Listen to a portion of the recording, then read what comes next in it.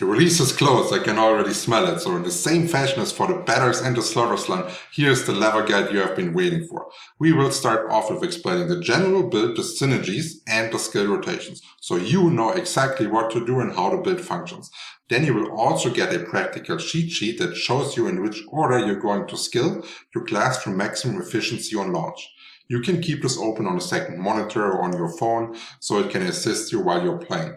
We then finish this guide with some general level rules and strategies to either play through hardcore, really safe, or speed it really up like a lot on softcore.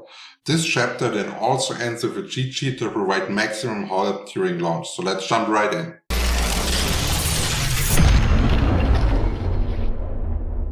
So let's look at the Necromancer. To be more specific, it is a Necromancer that combines everything. He combines the AoE bonus of the Corpse Explosion, one of the most popular skills. He has the high one-on-one potential of the Bone Spear, and he has the most popular playstyle of having a lot of minions and feeling like the commander of the dead. While you're playing along, you can boost your gear with like life on kill onto your weapon, which makes the leveling progress a lot easier and makes it feel like a lot smoother. If you want more damage, you can do this as well. I would recommend this. It's just your quality of life will be way better. Getting some more maximum life can't hurt, right? And some resistances onto the jewelry is also fairly good because this is one of the weak spots of the Necromancer right here. Then let's see what needs to build to accomplish. We've already said what combination it is. What are the weaknesses, right? So the build needs to stack up some survivability like damage reduction and stuff like this.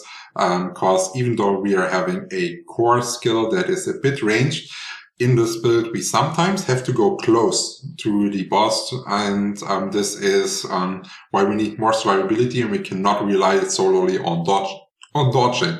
Then we need to solve corpse generation, so we need to have enough corpses, and our core skill will be consuming a lot of essence, so we also need to make sure that our essence regeneration is on point.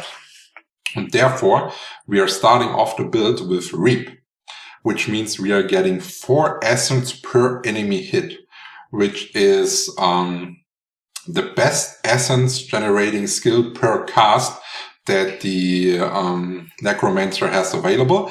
And we've said we need some tankiness, also gives us damage reduction right here. We're getting a bit of attack speed. That's not like the main course, but here in the Acolyte's Reap, we also can use this as a corpse. So we can get damage reduction, right? We can get a lot of essences and a corpse. So that is one of the ways how we can solve our problems all in one skill. Really nice. And on the left side right here, we are just using this to unlock to make our core skill deal more damage, but also cost more essence, which means we need our essence regeneration to be on point. And this makes us going to our core skill. That is Bone Spear. This is a high damage single target DPS skill, which makes us deal with elites like they are nothing.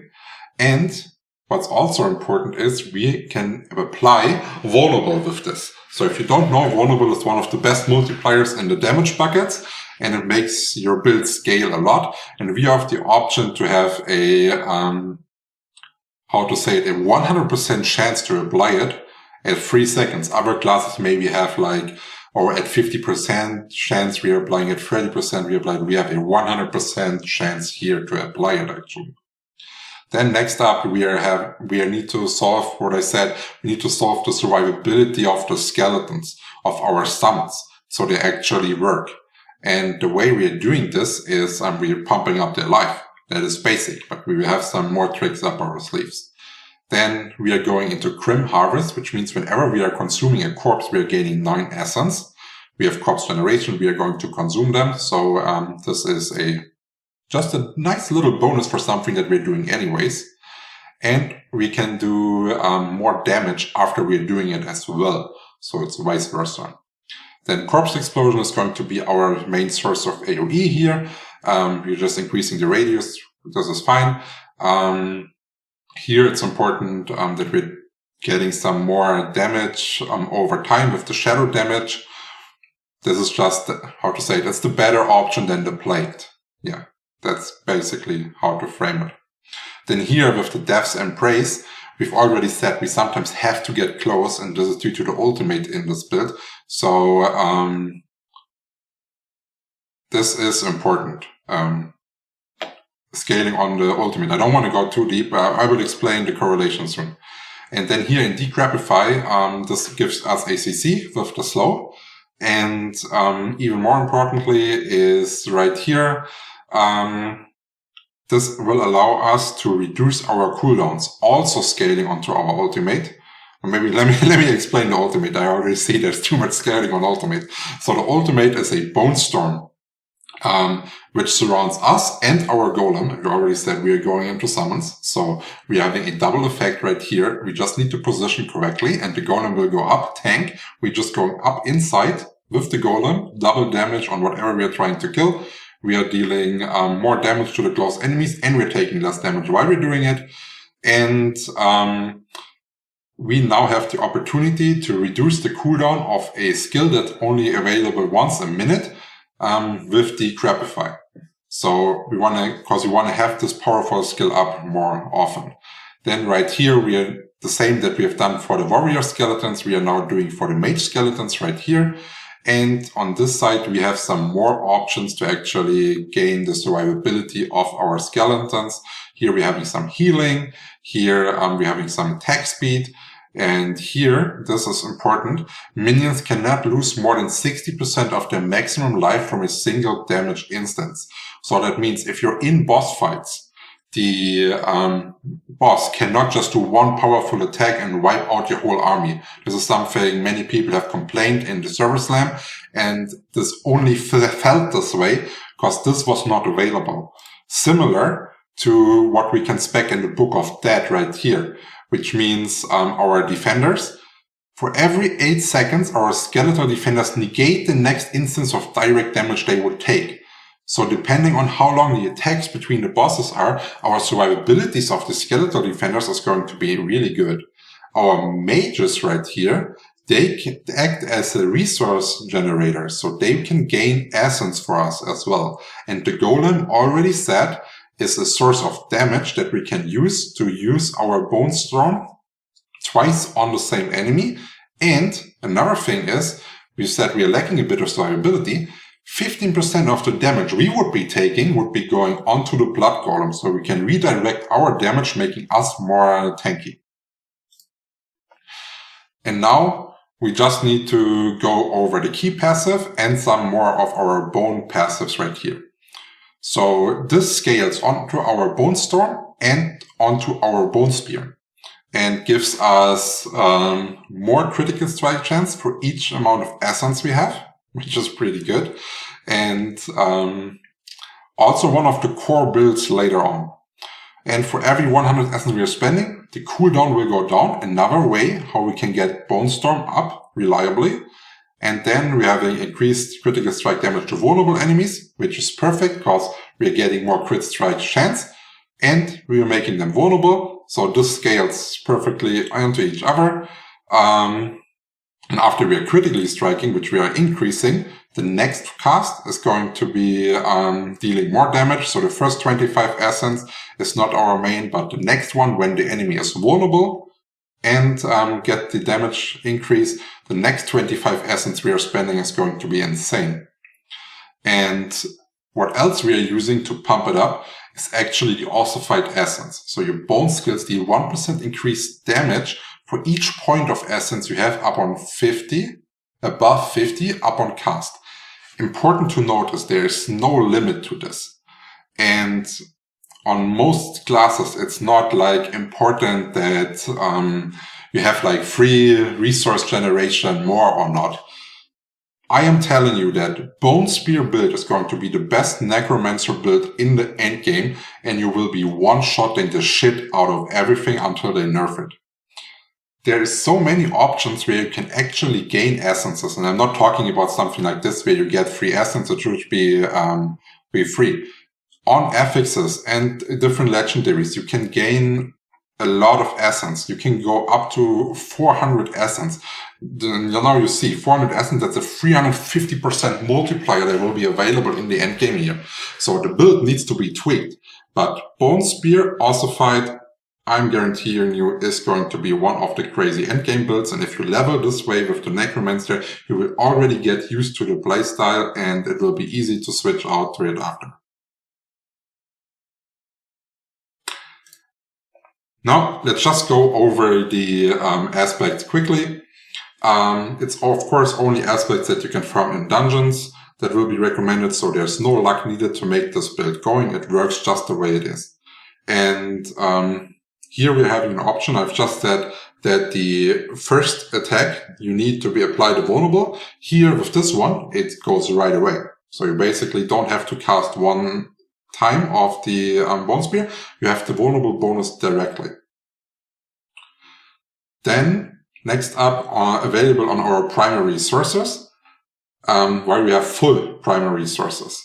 So how to say it, like the amount of essence we can stack later on, this is going to be insane because we will always have a bonus there. And critical strikes is something we have discussed. We have multipliers and scalings on our critical strike chains for the bone skills, not only the bone spear, also the bone storm. As promised, here is the cheat sheet, so you know exactly in which order to skill and don't lose any time during the launch. We will not go over it in detail as we have just discussed the build in total. Either pause the video to use it or just follow the link in the description, where you will also find the d4builds.gg link. If you are interested in the full guide collection of all of my Diablo 4 content, I highly recommend using my Twitch Smart Hub that I created for you guys, where the goal is, no matter what question you have about Diablo 4, you will basically see the question here listed and you can click on it and you will have a video guide for it. And then we are topping this off with level builds, endgame builds for all the classes. So it's basically one place where you can get everything in video form and don't have to read through like tons of Wikipedias and all this stuff. This is the service I am providing for you and I will pump out one video a day. So this Smart Hub is going to be growing daily.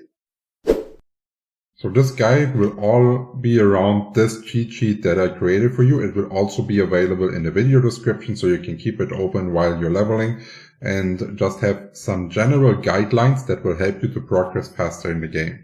So first we need to determine what is our actual goal that we want to achieve. And the main goal you should try to achieve to progress fast is getting to world tier, because the benefits of world tier are enormous.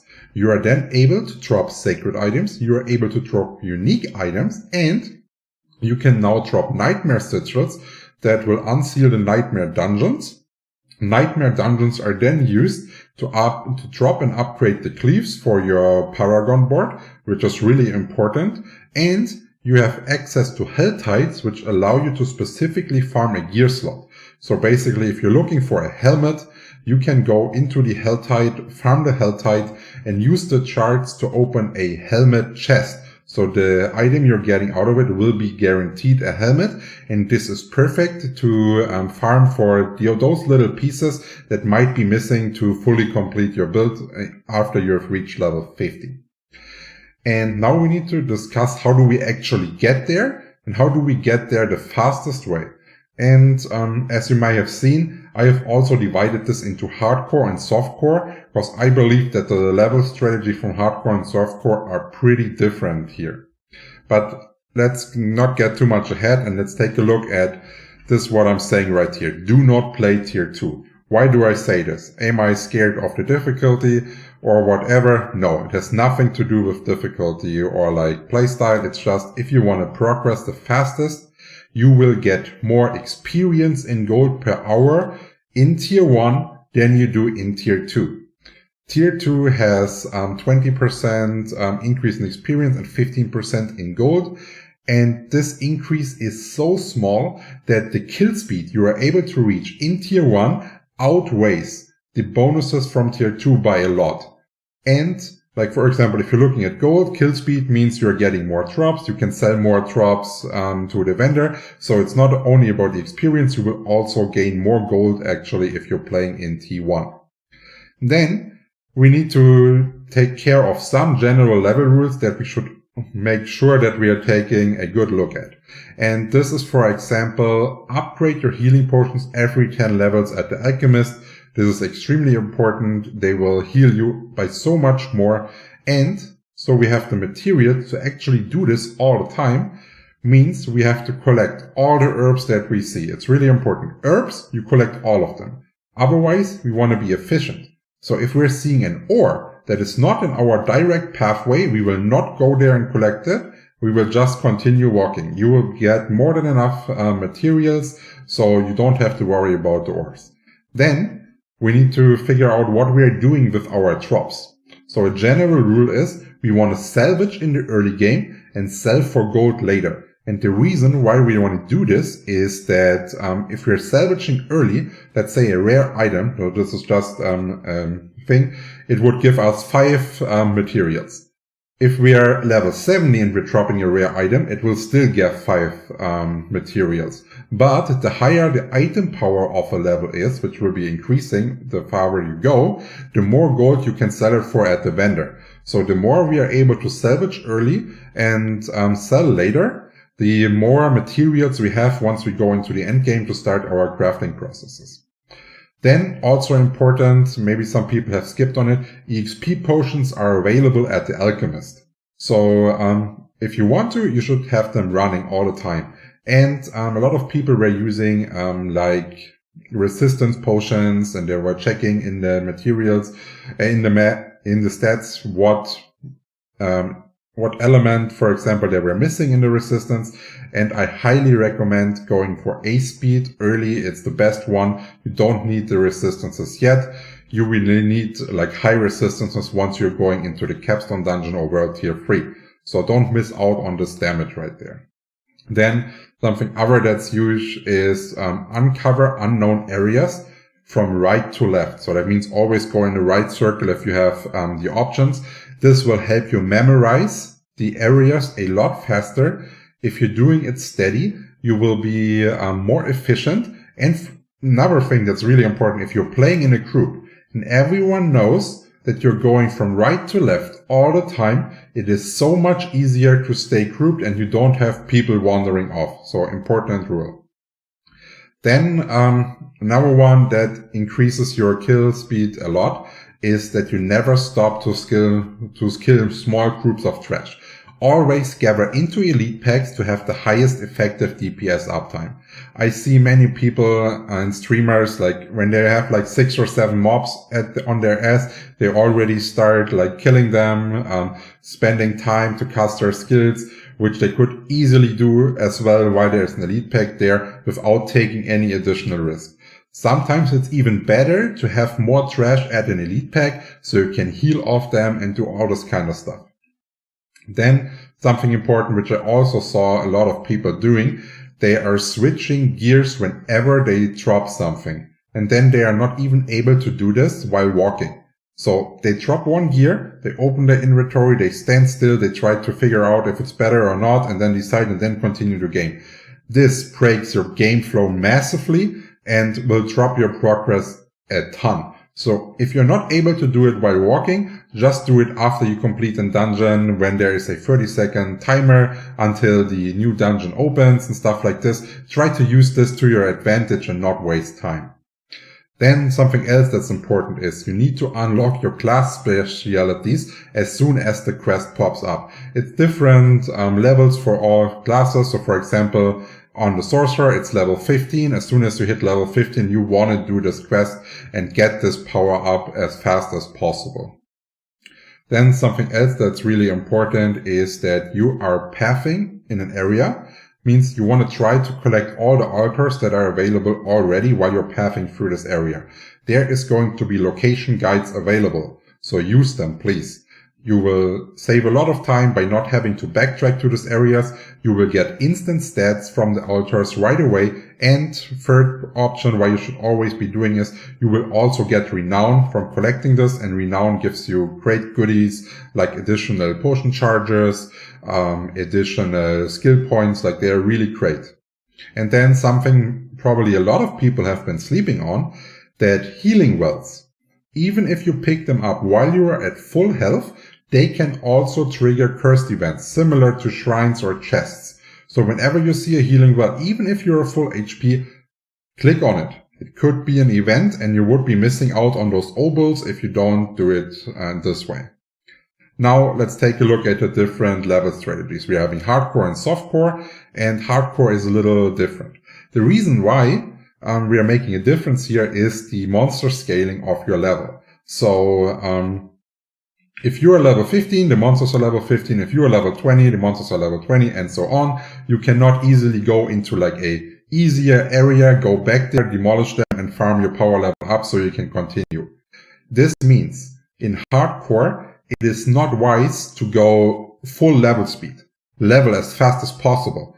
It's better to have a strategy that allows you to get the least amount of experience while being able to get the highest amount of legendaries per drop rate. And to do so, I highly recommend that you rush through the campaign until you get your mount, because the mount is going to be really important speed-wise to be efficient. But after you get your mount, you have no rush anymore. So that's also why I personally would probably not even use the EXP bonus potions, because this will just make you get more experience while you actually want to get more legendaries to not fall down in this power level sink.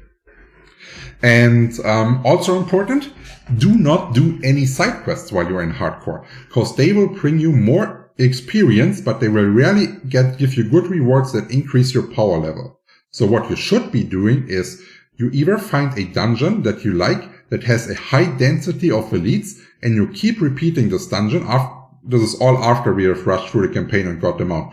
Or you're doing event farming. So you're basically walking from event to event, farming obols, and getting your legendaries ready. And this is, of course, not something you want to do all the way until level 50.